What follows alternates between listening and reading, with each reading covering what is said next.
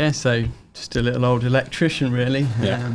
Did my thing, did my apprenticeship, the very traditional kind of route with my dad, because he was an electrician. I didn't want to be an electrician, actually. Never wanted to be an electrician. I thought that it was a bit, old trade's a bit of a dumb job. I wanted to do something a bit more clever, like computers and stuff. Was that something that you because we talk about this a lot on here, is, at school, was it something that, the way that school sort of portrayed it to you, or was that just... Yeah, definitely, because it was when I was at school anyway, it was all about, you've got to go to university to get a good job, that's the only way. You've got to go, you leave school, you go to sixth form, then you go to university. So when you're 16, you don't know what you want to do with your life. I didn't. So I was like, okay, I'll just go to sixth form then. So I did that, studied business and archaeology for a year, like you do, because you just any good archaeology? Because I've always wondered, one of them degrees that people go and do, and you're like, sounds pretty good.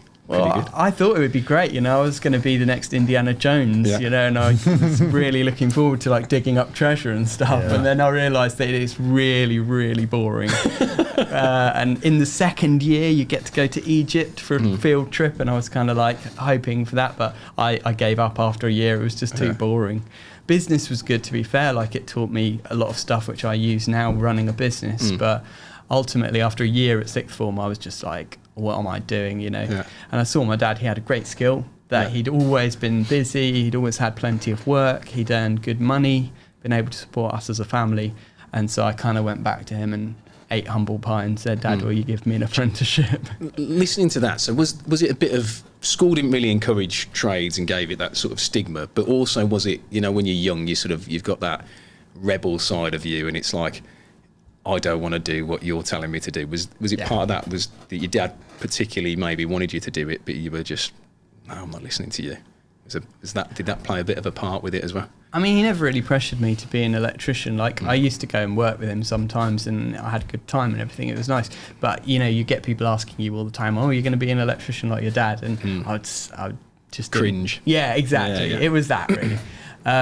So it was never expected for me to follow in his footsteps, even though actually it was kind of a family tradition in a way, because my granddad's an electrician as well, and his dad was worked in the mines doing cables in the mines and stuff.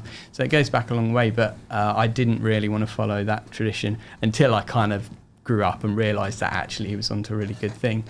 So did my apprenticeship with him. That was awesome. Got qualified, and then unfortunately he got really ill and died of pancreatic cancer. It was boom, and he was gone. And obviously that was blew your world apart. Yeah, it just totally blows your world apart. And how old are you at this point? So I was 21. Yeah. Just got qualified as an electrician, just done my AM2 and passed my exams and stuff like that. And did your dad get to see that? Yeah, I think he saw me qualified, and then it was okay, you're taking over the family business now, because there was no choice. It was was that your original plan? Were you working with your dad when you did your apprenticeship? Yeah. How did you get on with your dad? Because I did mine with my dad, and I worked with Kev because I couldn't work with my dad because we just argue about everything. Yeah. And that was more me being childish, and he tells me something to do and I don't want to do it because it's my dad. If it was, I was working for a company and my boss told me to do something, obviously I'd do it. Yeah. So did you have that similar dynamic with your dad?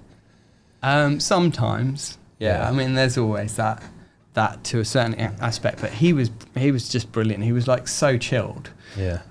That he was very patient. It's really hard training an apprentice, isn't it? Because it's frustrating. You're watching them and you're going I could do this 10 times faster. Yeah. And he was so patient, and he just taught me, methodically how he would do things. So in terms of how good can you have an apprenticeship, it was sort of the gold standard, really. Because that's the worst thing that guys that don't work for family experience when they're apprentices. They're working with someone who wants to get the job done and go home. Yeah.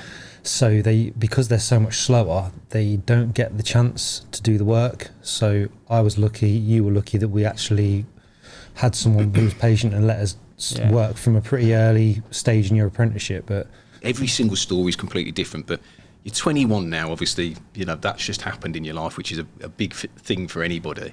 But now you're running a business at 21.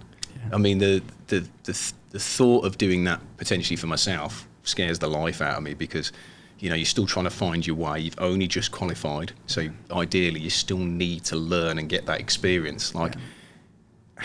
Tell us about that part now then. So from 21 you're suddenly running a business, and maybe the difference between where you were at 21 and any sort of tips you can give to somebody that might be in a similar situation that's been thrust into something, and what you know now as well.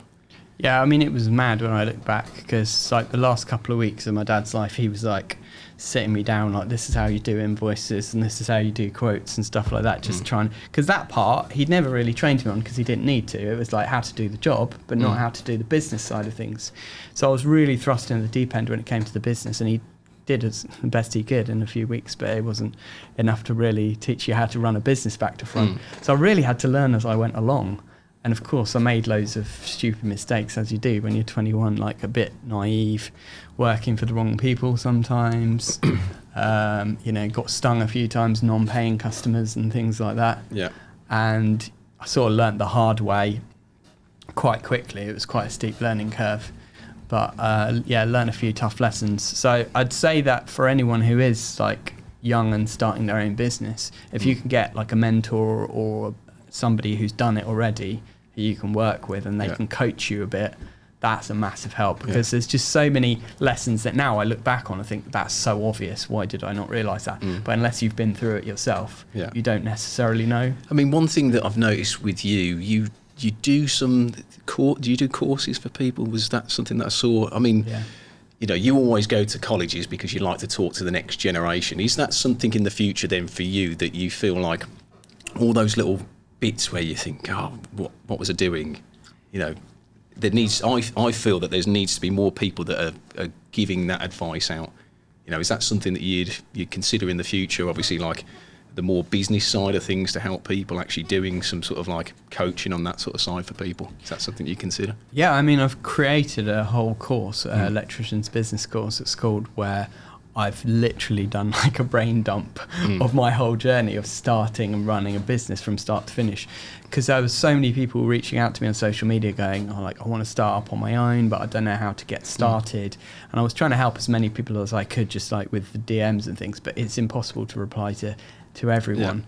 So I thought, let me just do a video course, and just share everything that I've learned up to this date, and hopefully it will help a few people. And it's been brilliant, actually. Last weekend I met one of my students, and he's just starting his business, and just to see that how much he'd benefited up to this point was really it was great. It was a really feel good moment for me, just being able to sort of have a chat to him and about his sort of journey up to date. I mean, what's one bit of advice that you give to somebody that's starting now? Would you say to your younger self, just ask more questions? What one bit of advice would you say to somebody now that's 21, same situation? I would say, if you're starting your own business, you need to plan. Don't just jump into it, but make a plan. Because so many people, for example, on pricing, this is a classic one that I get asked so much. It's how do I decide how much to charge? And a lot of people just go I want to earn, £30 an hour or whatever, so I'll charge customers £30 an hour. And they've not thought about all the overheads and other things that they need to factor into their prices. So it's just sitting down, planning, thinking ahead, and plan with the end in mind. So what business do you want to end up with? That's one of the biggest pieces of advice I would give to people. Just a little bit, invest a bit of time to plan ahead rather than just sort of jumping straight in.